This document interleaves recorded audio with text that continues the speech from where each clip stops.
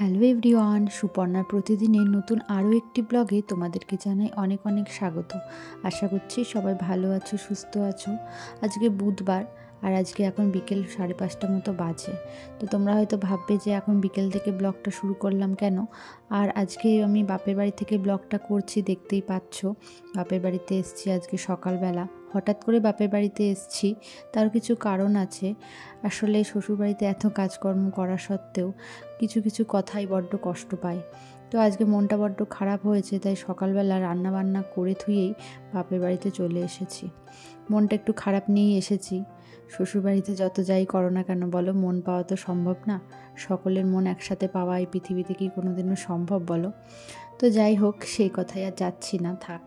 তো বাপের বাড়িতে এসেছি হঠাৎ করে, তো তাই তোমাদেরকে আগে থেকে কিছু বলতেও পারিনি, সকালবেলা থেকেও ব্লগটা শুরু করতে পারিনি।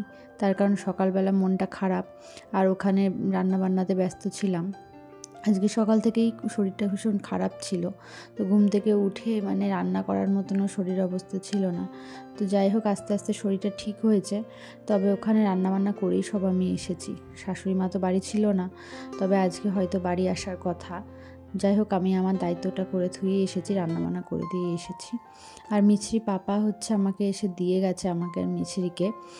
তো এসে দিয়ে আবার মিছরি পাপা তখনই চলে গেছে। আর এখন বিকেলবেলা থেকে আমি ব্লগটা শুরু করছি, কারণ এখন শরীরটা ভালো হয়েছে। আর ওখান থেকে এসে না আমি অনেকক্ষণ রেস্ট নিয়েছি, স্নান করে খেয়ে মিছরিকে মা খাইয়ে দিয়েছে।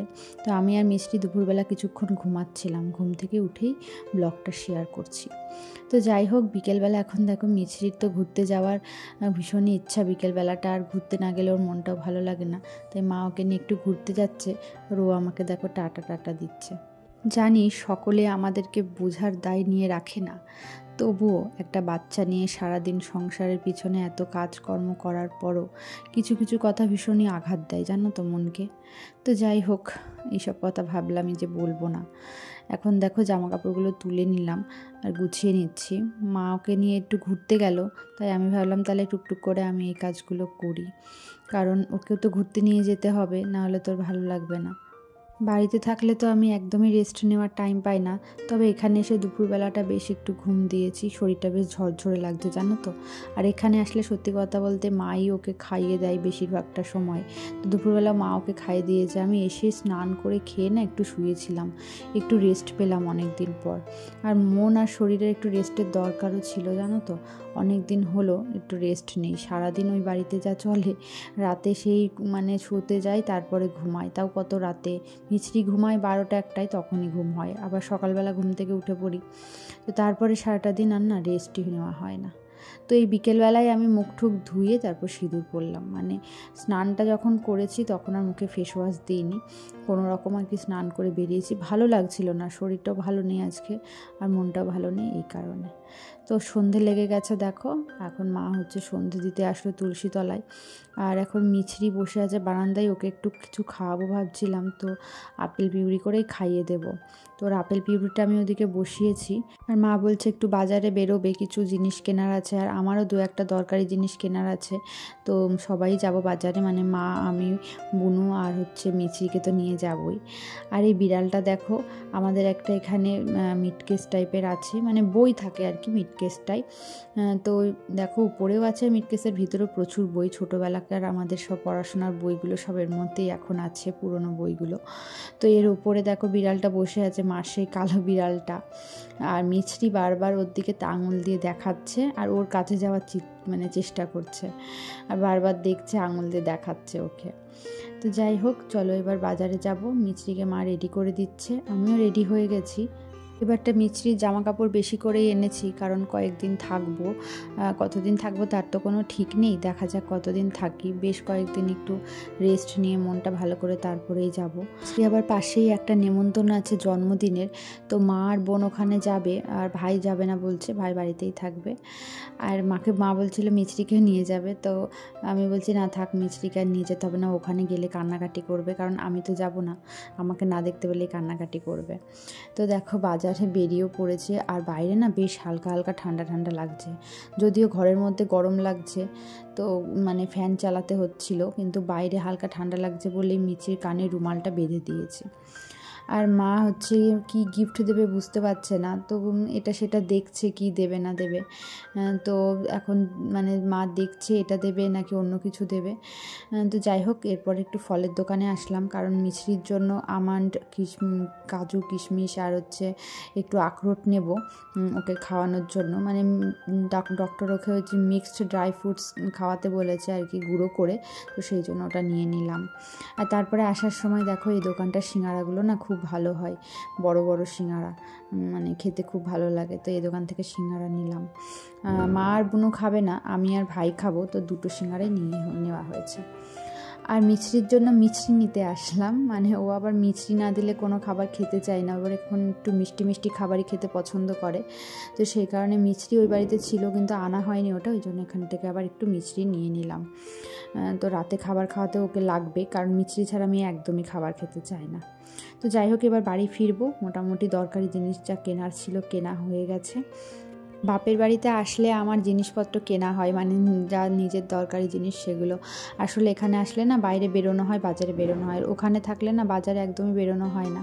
আর বাজারে কার সাথেই বা বেরোবো, কেউ নিয়েও সেরকম বেরোনোর মতন, ওই কারণে ওখানে আর কিছু কেনা হয় না। যা কিছু দরকারি জিনিস সব মিছরি পাপাই কিনে নিয়ে আসে। আর এখানে থাকলে আবার মা আর বোনের সাথে একটু বাইরে বেরোই, এটা সেটা যা দরকারি জিনিস কিনে নিয়ে আসি।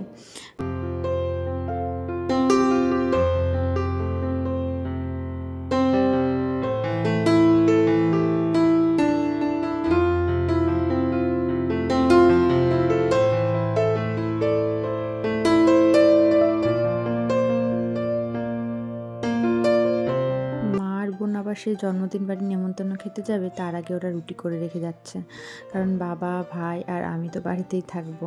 তো রাতে তো সবাই রুটি খাই, আর আমিও তো রুটি খাই, সেই কারণে ওরা রুটিটা করে রেখে তারপরে যাবে।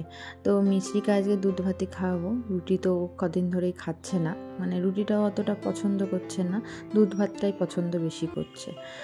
তো যাই হোক, মানে যেখানেই যায় না কেন, মানে বাড়ির যে গৃহিণীরা তাদেরকে কিন্তু বাড়ির সামলে, কাজকর্ম সামলে তারপরে যেতে হয়।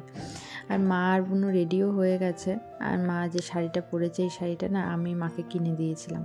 আমি যখন একটা প্রাইভেট স্কুলে জব করতাম, তখন নিজের জন্য কিছু কিছু হাত খরচ রাখতাম আর কিছুটা ব্যাংকে রাখতাম। তো মাই শিখিয়েছিল ব্যাংকে টাকা জমানোটা, মাই একটা 500 টাকা দিয়ে অ্যাকাউন্ট খুলে দিয়েছিল আমাকে।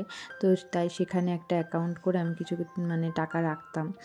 আর মার জন্য এই শাড়িটা আমি তখন কিনে দিয়েছিলাম, মার জন্য সেরকম কিছু দিতে পারতাম না।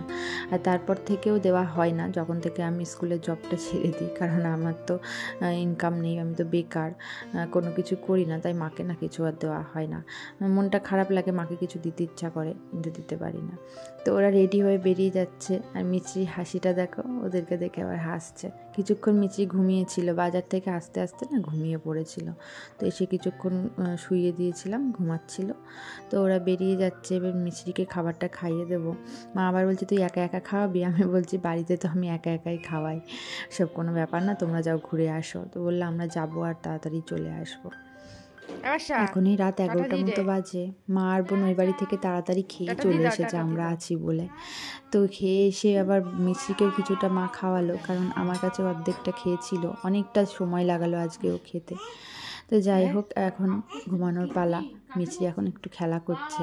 তো প্রত্যেক দিনই তো রাত করেই ঘুমাই, 12:30 1টা তো বেজেই যায় ঘুমাতে, তাই আমাদের শুতে দেরি হয়ে যায়, জানো তো, আজকেও মনে হচ্ছে দেরি হয়ে যাবে। তো আশা করছি আজকে ব্লগটা তোমাদের ভালো লেগেছে। কালকে আবার নতুন আরও একটি ব্লগের সাথে দেখা হবে। সবাই ভালো থেকো, সুস্থ থেকো। যারা চ্যানেলটা এখনও সাবস্ক্রাইব করোনি, প্লিজ সাবস্ক্রাইব করে আমার পাশে থেকো। আর ব্লগটা ভালো লেগে থাকলে লাইক করে কিন্তু কমেন্ট করে জানিও।